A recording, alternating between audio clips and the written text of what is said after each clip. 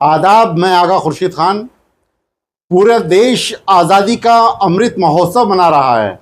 आज़ादी के 75 साल से ज़्यादा वक्त हो गया है, लेकिन जो आज़ादी के उन 78 सालों में नहीं हुआ वो सब आज देखने को मिल रहा है। देश का दूसरा सबसे बड़ा बहुसंख्यक समुदाय मुसलमान कठिन परीक्षा से गुजर रहा है। उन पर हर तरफ से किसी न किसी शक्ल में हमले हो रहे हैं। कम अल्फाजों में हम कह सकते हैं कि उनकी सांस्कृतिक और धार्मिक पहचान को ख़त्म करने की हर मुमकिन कोशिश की जा रही है।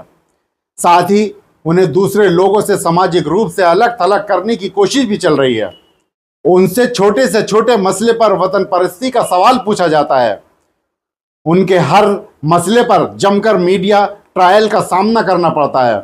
आज उनको शिक्षा से लेकर हर तरफ से अलग किया जा रहा है। आखिर क्यों? कई मामलों में हमने देखा है कि उन पर पहचान की बुनियाद पर कार्रवाई की गई। जब कानून सबके लिए बराबर है तो फिर कार्रवाई पहचान की बुनियाद पर क्यों? भारत एक लोकतांत्रिक गणराज्य है जहां सभी धर्म, जाति, रंग, लिंग, भाषा सबको एक समान अधिकार उसका संविधान देता है। लेकिन धीरे धीरे लोकतांत्रिक मूल्यों को कमजोर करने की कोशिश की जा रही है। मध्य प्रदेश में दशकों से सत्ता पर काबिज बीजेपी ने सीख लिया है कि बहुसंख्यक वोट हासिल करने के लिए मुसलमानों को लगातार अपमानित करना। अब वहां से ताज़ा खबर आई है कि मुसलमानों के जिम में प्रवेश पर भी रोक लगा दी गई है। ऐसा बीजेपी के एक सांसद की वजह से हुआ है। आज तक के न्यूज़ के मुताबिक इसी मुद्दे पर भोपाल के सांसद आलोक शर्मा ने भी सख्त रुख अपनाया। उन्होंने कहा कि भोपाल के जिम में ट्रेनर्स की सूची तैयार की गई है।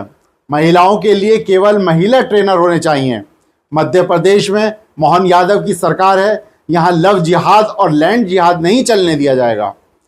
सांसद शर्मा ने बताया कि जिम ट्रेनर्स की सूची पुलिस को सौंपी जाएगी और कानून अपना काम करेगा। उनका यह बयान इंदौर में शूटिंग अकादमी संचालन मोहसिन खान की हिंदू युवतियों से दुष्कर्म और छेड़छाड़ के मामले में गिरफ्तारी के बाद आया है। सियासी तकदीर अखबार में छपी खबर के मुताबिक बीजेपी सांसद ने जिम मालिकों को निर्देश दिया है कि अपने यहाँ किसी मुसलमान को नौकरी ना दें और मुसलमानों को यहाँ व्यायाम के लिए ना आने दें। उनका कहना है कि हमने उन जिमों की सूची तैयार की है जहाँ ट्रेनर मुसलमान हैं। हम जल्दी यह सूची पुलिस को सौंप देंगे ताकि किसी को लव जिहाद करने का मौका ना मिले। लव जिहाद इस देश में एक रहस्य बन गया है। यह एक झूठा आरोप है जो न केवल लंबे समय से मुसलमानों पर लगाया जाता रहा है, बल्कि कई भाजपा शासित राज्यों में यह कानून भी बन गया है। इस कानून की आड़ में मुस्लिम युवाओं को गिरफ्तार कर जेलों में डाला जा रहा है। हाल ही में उत्तर प्रदेश में कुछ युवाओं को लव जिहाद के आरोप में गिरफ्तार किए जाने के बाद अदालत ने बरी कर दिया है। मैं ये बिल्कुल नहीं कहता हूँ कि सारे मामले गलत हैं, लेकिन कई मामलों में हमने देखा है कि बाद में पूरी तरह से गलत निकला और कोर्ट ने बाइज्जत बरी किया है। कांग्रेस विधायक आरिफ मसूद ने आलोक शर्मा के दावों को राजनीतिक ड्रामा करार दिया है और कहा है कि ऐसा करके वे अपनी टीआरपी बढ़ाना चाहते हैं। उन्होंने कहा कि जिम खोलना या ट्रेनिंग देना कोई अपराध नहीं है। सवाल यह है कि मुसलमानों के साथ ये भेदभाव और अन्याय क्यों हो रहा है? जवाब आसान है। कानून का राज खत्म हो गया है और प्रशासन और पुलिस अपनी ड्यूटी करने के बजाय सरकार और भाजपा नेताओं की सेवा करने लगे हैं।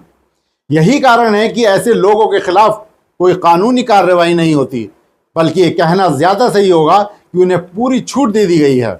इन लोगों को लोगों की समस्याओं से कोई लेना देना नहीं है और इनके पास कोई दूसरा काम भी नहीं है। इसलिए ये मुसलमानों को परेशान करने में लगे हुए हैं। इनके हिसाब से संविधान और कानून दोनों की कोई हैसियत नहीं है। अब सवाल यह है कि हर एक जगह मुसलमानों को गलत नज़रिए से क्यों देखा जा रहा है? क्या राजनीतिक फ़ायदे और सत्ता पाने के लिए समाज में फूट डालनी सही है? आखिर लगातार क्यों मुसलमानों को उनके पहचान के बुनियाद पर समाज के हिस्से से अलग करने की कोशिश की जा रही है? कानून सबके लिए बराबर है। अगर कोई इंसान गलती करता है तो कानून उसको उसकी सज़ा दे, ना कि एक राजनीतिक प्रोपेगेंडा के तहत लोगों को उनके पहचान की बुनियाद पर उनका नुकसान किया जाए। शुक्रिया।